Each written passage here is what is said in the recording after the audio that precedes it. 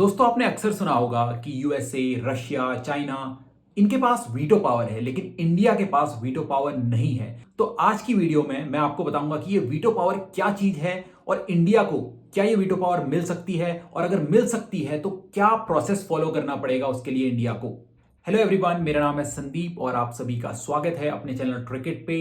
आज हम बात करेंगे यूनाइटेड नेशंस सिक्योरिटी काउंसिल और उससे ही आपको पता चलेगा वीटो पावर के बारे में। तो चलिए आज का ज्ञान यूनाइटेड नेशंस सिक्योरिटी काउंसिल के नाम। दोस्तों 1914 से लेकर 1918 के बीच में हुआ वर्ल्ड वॉर वन से क्या हुआ, दुनिया को बहुत सारा नुकसान उठाना पड़ा।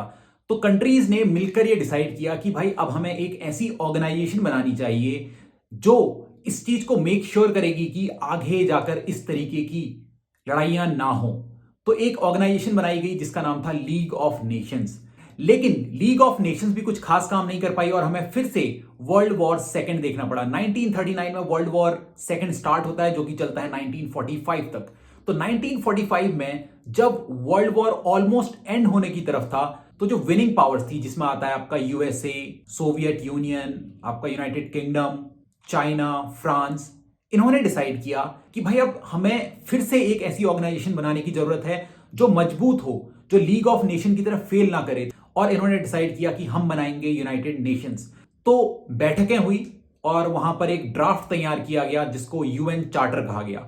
यूएन चार्टर क्या है? एक रूल बुक है, एक तरीके से ये कॉन्स्टिट्यूशन है यूनाइटेड नेशंस का, जिसमें सब कुछ लिखा हुआ है कि यूनाइटेड नेशंस किस तरीके से फंक्शन करेगा, कौन इसके मेंबर्स होंगे। यूएन चार्टर में लिखा गया कि यूनाइटेड नेशंस के टोटल 6 प्रिंसिपल ऑर्गन होंगे। इनके नाम हैं general assembly, security council, international court of justice, economic and social council, secretariat and ट्रस्टशिप council. यहां पे आपको एक बात ध्यान रखनी है कि जो आखिरी वाला ट्रस्टशिप काउंसिल है वो अब एग्जिस्ट नहीं करता है। तो इसका मतलब है एट प्रेजेंट यूनाइटेड नेशंस के टोटल 5 प्रिंसिपल ऑर्गन्स हैं और आज के वीडियो के लिए हमें इनमें से 2 को जानना है। अगर आपको सारे के सारे प्रिंसिपल ऑर्गन्स के बारे में जानना है तो उसके लिए मैंने एक सेपरेट वीडियो बनाई है, आपको उसका लिंक डिस्क्रिप्शन में मिल जाएगा, तो आप उसको देख सकते हैं। लेकिन इस वीडियो में हम सिर्फ 2 प्रिंसिपल ऑर्गन्स के बारे में बात करेंगे। पहला है जनरल असेंबली और दूसरा है सिक्योरिटी काउंसिल।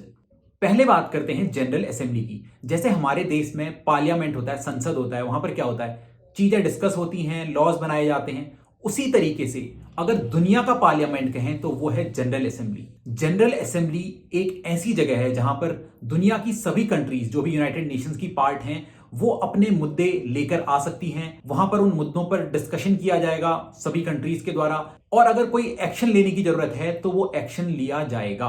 और बहुत सारे ऐसे मुद्दे होते हैं जिन पर वोटिंग करने की जरूरत होती है, तो वो वोटिंग भी जनरल असेंबली में की जाती है। अब हम बात करते हैं सिक्योरिटी काउंसिल की। सिक्योरिटी काउंसिल का काम है कि दुनिया में पीस मेंटेन करना। अगर कहीं पर कोई सिविल वॉर हो रहा है तो वहां पर फोर्सेस भेजना ताकि वो सिचुएशन कंट्रोल की जा सके। या फिर मान लीजिए दुनिया में कोई कंट्री कुछ इलीगल एक्शंस कर रही है तो ऐसी कंट्रीज पर बैन लगाना, यानी कि उनके साथ कोई ट्रेड नहीं करेगा, यानी कि उन पर सैंक्शंस लगाना। या फिर कोई ऐसा इंसान है या फिर कोई ऑर्गेनाइजेशन है जो कुछ गलत काम कर रही है जो दुनिया के लिए अच्छे नहीं है, तो ऐसे लोगों पर भी सैंक्शंस लगाना, उन पर बैन लगाना, ये काम है सिक्योरिटी काउंसिल का। तो इस तरीके के जो भी मुद्दे हैं वो आते हैं सिक्योरिटी काउंसिल के अंदर और इन पर सिक्योरिटी काउंसिल में ही डिसीजंस लिए जाते हैं।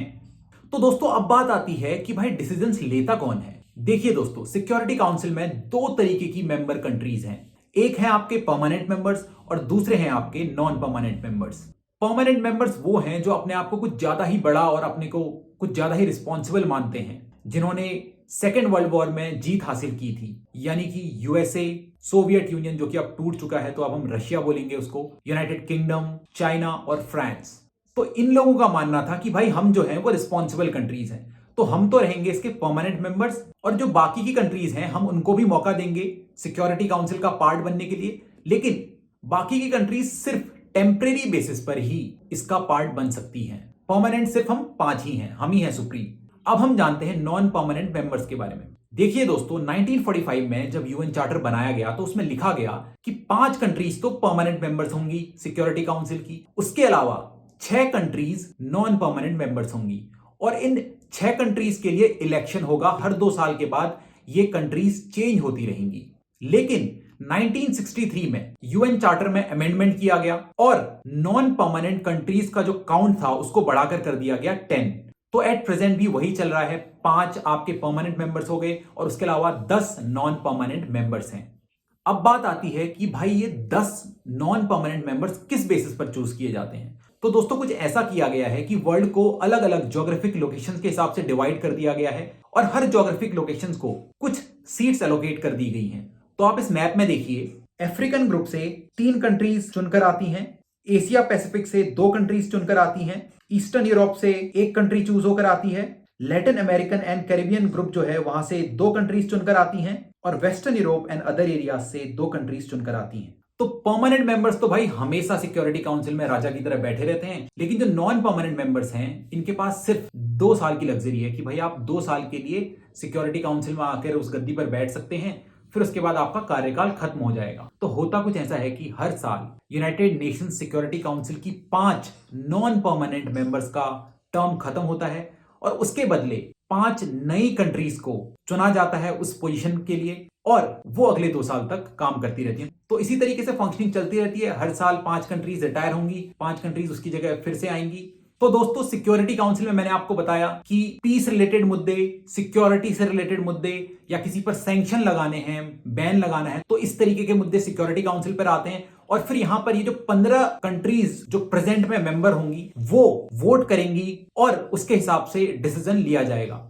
सपोज कोई एक मुद्दा आया कि भाई ये जो इंसान है ये एक टेररिस्ट है और इसको all over the world ban किया जाना चाहिए, तो उस पर जो 15 मेंबर्स होंगे वो वोट करेंगे और 15 में से 9 वोट चाहिए होते हैं। लेकिन यहां पर आ जाता है एक जबरदस्त खेल। वो खेल ये है कि 15 में से सिर्फ 9 वोट्स चाहिए, लेकिन जो 5 परमानेंट मेंबर्स हैं ना उन सभी के वोट्स चाहिए। यानी कि वो 5 की 5 कंट्रीज जब हां बोलेंगी तभी रेजोल्यूशन पास हो पाएगा। अगर एक भी परमानेंट मेंबर ने ना बोल दिया तो वो रेजोल्यूशन पास नहीं होगा। मैं आपको एक एग्जांपल देता हूं। एक टेररिस्ट है मसूद अजहर, जिसको इंडिया वर्ल्ड लेवल पर बैन करना चाह रहा था और वो अपनी appeal United nation security council में लेके जा रहा था, लेकिन चाइना ऐसा नहीं होने दे रही थी। बाकी की सारी मेंबर कंट्रीज बोल देती थी हां ये बात सही है इंडिया की, इस इंसान को बैन किया जाना चाहिए, लेकिन चाइना हर बार अड़ंगा डाल देती। हालांकि उसको फाइनली बैन कर दिया गया, लेकिन बार बार चाइना अपना वीटो वहां पर यूज कर देती थी। तो यही होता है वीटो। वीटो एक ऐसी पावर है जो इन 5 परमानेंट मेंबर्स को बहुत शक्तिशाली बना देती है यूनाइटेड नेशन सिक्योरिटी काउंसिल में। क्यों? क्योंकि भाई इनके हाथ में है, ये जिस रेजोल्यूशन को चाहेंगे उसको पास होने देंगे, जिसको ये नहीं चाहेंगे, जो इनको लगता है कि ये हमारे लिए अच्छा नहीं है, तो ये उसको पास नहीं होने देंगे। जैसे मैं आपको कुछ और एग्जाम्पल देना चाहूंगा। इजराइल के खिलाफ अगर कोई भी रेजोल्यूशन आता है तो हर बार यूनाइटेड स्टेट्स उसमें अड़ंगा डाल देता है और उसको पास नहीं होने देता है। ऐसे ही रशिया अगर कोई रेजोल्यूशन यूक्रेन से रिलेटेड आता है तो उस पर अड़ंगा डाल देता है, उसको पास नहीं होने देता है। और चाइना को तो आपको पता ही है कि इंडिया से रिलेटेड अगर कोई मुद्दा पहुंच गया वहां पर तो उसको मिर्ची लग जाती है और वो उसको पास नहीं होने देता है। तो आपको आइडिया लग गया होगा कि इस वीटो पावर का किस तरीके से मिसयूज किया जा रहा है इन 5 कंट्रीज के द्वारा। जो भी मैटर इनके फेवर में होता है उस पर ये वोट कर देते हैं, जो भी मैटर इनको लगता है भाई ये हमारे अगेंस्ट है उसको ये पास होने ही नहीं देते हैं। तो क्या फायदा है ऐसी पावर का, क्या फायदा ऐसी सिक्योरिटी काउंसिल का? तो इसीलिए बात होती है कि सिक्योरिटी काउंसिल में रिफॉर्म्स लाए जाने चाहिए और सिक्योरिटी काउंसिल के मेंबर्स को बढ़ाया जाना चाहिए, परमानेंट मेंबर्स को भी और नॉन परमानेंट मेंबर्स को भी। जब परमानेंट मेंबर्स की बात आती है तो इंडिया इस रेस में बहुत आगे है। वर्ल्ड में बहुत सारी कंट्रीज इंडिया के फेवर में और वो कहते हैं कि इंडिया को परमानेंट मेंबर बनना चाहिए। आपको मैं यहां पे बता दूं कि हम लोग नॉन परमानेंट मेंबर की तरह एक बार फिर से इलेक्ट हुए हैं। 8th टाइम हम नॉन परमानेंट मेंबर बने हैं सिक्योरिटी काउंसिल के 2021-22 की टर्म के लिए। यानी कि इंडिया का as a non permanent member term start होगा जनवरी 2021 से।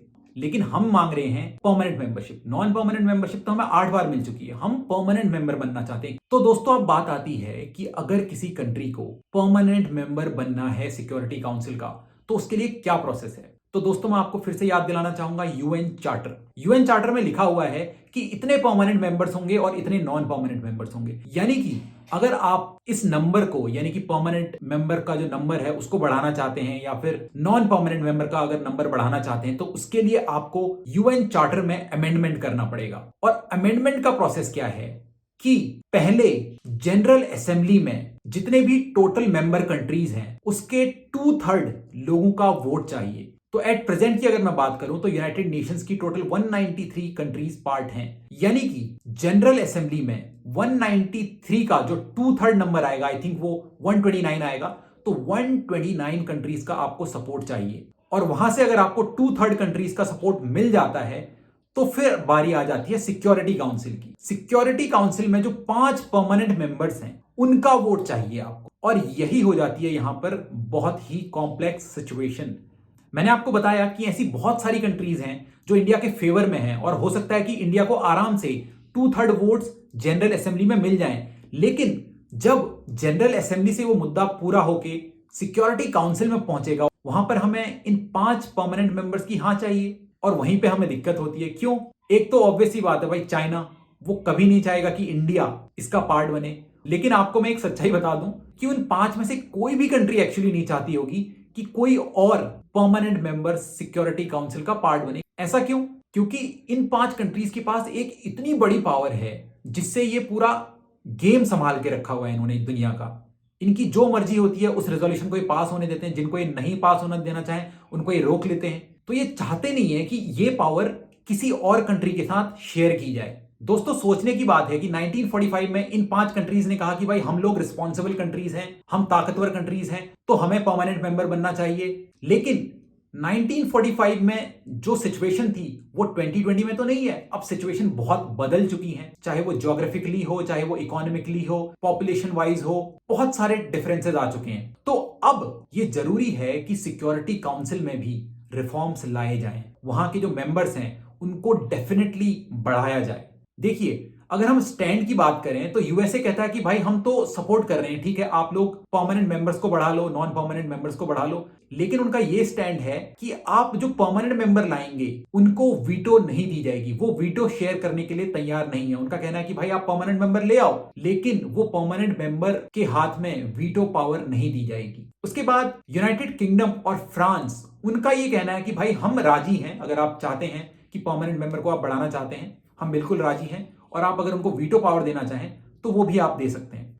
उसके बाद बारी आती है चाइना और रशिया की। चाइना और रशिया वो तो सीधा कहते हैं कि भाई सिक्योरिटी काउंसिल के एक्सपेंशन की कोई जरूरत नहीं है, जितने मेंबर्स हैं उतने ही मेंबर्स रहने चाहिए। देखिए दोस्तों, 4 कंट्रीज को ऐसा माना जा रहा है कि सिक्योरिटी काउंसिल की परमानेंट मेंबरशिप दी जानी चाहिए, और इन 4 कंट्रीज को G4 कंट्रीज भी कहा जाता है। ये है इंडिया, जापान, जर्मनी और ब्राजील। उसके अलावा यह भी कहा जाता है कि भाई अफ्रीका को भी रिप्रेजेंटेशन मिलना चाहिए, तो वहां से साउथ अफ्रीका को भी कभी कभी कंटेंडर की तरह माना जाता है। लेकिन यहां पर मैं अपनी कंट्री के बारे में बात करना चाहूंगा, इंडिया के बारे में बात करना चाहूंगा। इंडिया इस परमानेंट मेंबर की सीट को क्यों डिजर्व करता है, उसके मैं रीजंस आपको देता हूं। पहली बात, पॉपुलेशन। दुनिया की अराउंड 1/6 पॉपुलेशन हमारी कंट्री में एग्जिस्ट करती है, तो एक बहुत बड़ा पॉपुलेशन का रिप्रेजेंटेशन इंडिया करता है। दूसरा reason, growing economy. Indian economy दुनिया की one of the fastest growing economy है, तो ऐसी कंट्री का उस जगह पर होना बहुत जरूरी है। तीसरा रीजन, हम एक डेवलपिंग कंट्री हैं, और जितनी भी दुनिया की डेवलपिंग कंट्रीज हैं उनके रिप्रेजेंटेटिव की तरह हम डेवलप्ड कंट्रीज के सामने अपने मुद्दे रखते हैं। तो अगर हमें वहां पर सीट मिलेगी तो हम जितनी भी डेवलपिंग कंट्रीज के मुद्दे हैं वो वहां पर रख पाएंगे और उन पर काम कर पाएंगे। चौथा reason, United Nations peace keeping force.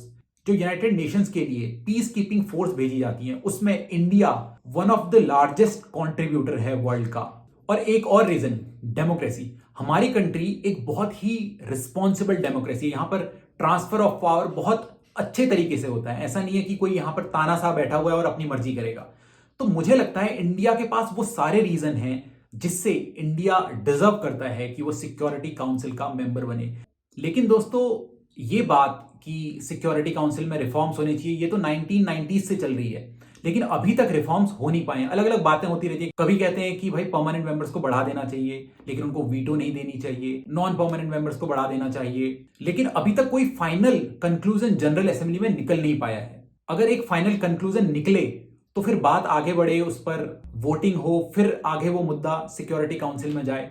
और मुझे दोस्तों ऐसा लगता है पर्सनली वीटो का इतनी गलत तरीके से यूज किया जा रहा है। I think if I am not wrong 1994 में रवांडा में जियोनोसाइड हुआ था, बहुत सारे लोग मारे गए थे, लेकिन उस समय ये जो परमानेंट मेंबर्स हैं इन्होंने कोई एक्शन नहीं लिया। वैसे ये अपनी वीटो यूज करके एक टेररिस्ट मसूद अजहर जैसे लोगों को बचाने की कोशिश करते हैं, लेकिन जब एक जिनोसाइड होता है एक बहुत बड़े लेवल पर, वहां पर ये लोग कोई स्टैंड नहीं लेते हैं, तब ये रेजोल्यूशन को पास तक नहीं होने देते। तो ये जो वीटो है, मुझे ऐसा लगता है कि इस पर भी कुछ लिमिटेशंस होनी चाहिए ताकि ये अपनी मर्जी की चीजें ना कर पाए। तो मैंने आपको बता दिया कि सिक्योरिटी काउंसिल का सिनेरियो क्या चल रहा है, अगर इंडिया को इसका पार्ट बनना है तो उसके लिए क्या प्रोसेस है पूरा का पूरा, और आपको समझ में आ गया होगा कि भाई इतना आसान तो नहीं है इसका पार्ट बनना।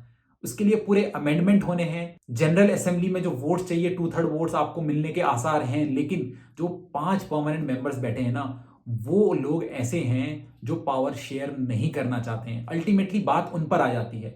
अब देखते हैं कि होता क्या है फ्यूचर में। Hope for the best. I hope बहुत जल्दी सिक्योरिटी काउंसिल में रिफॉर्म्स आए, इंडिया एक परमानेंट मेंबर बने और बाकी की भी जो डिजर्विंग कंट्रीज हैं वो भी इसका मेंबर बने, नॉन परमानेंट मेंबर्स का भी एक्सपेंशन हो। वीटो पावर में मुझे लगता है कुछ ना कुछ लिमिटेशंस होनी चाहिए। तो चलिए एंड करते हैं इस वीडियो को। आई होप आपको पूरा कॉन्सेप्ट समझ में आया होगा। जो लोग वीटो वीटो वीटो वीटो करते हैं उसका मतलब क्या है वो पावर, और कैसे इंडिया या फिर कोई भी कंट्री परमानेंट मेंबर बन सकती है, उसके लिए प्रोसेस क्या है। और एंड में आप लोगों के लिए एक क्वेश्चन, आप लोगों को बताना है कि इंडिया के अलावा 2021-22 के टर्म के लिए कौन कौन सी countries as a non permanent member elect हुई हैं सिक्योरिटी काउंसिल के लिए। अगर आप मेरे साथ कनेक्ट होना चाहते हैं सोशल मीडिया पे, तो मैं थोड़ा थोड़ा अवेलेबल रहता हूँ, इंस्टाग्राम, ट्विटर, फेसबुक, तो आप वहां पर कनेक्ट हो सकते हैं। चलिए, जय हिंद, जय भारत।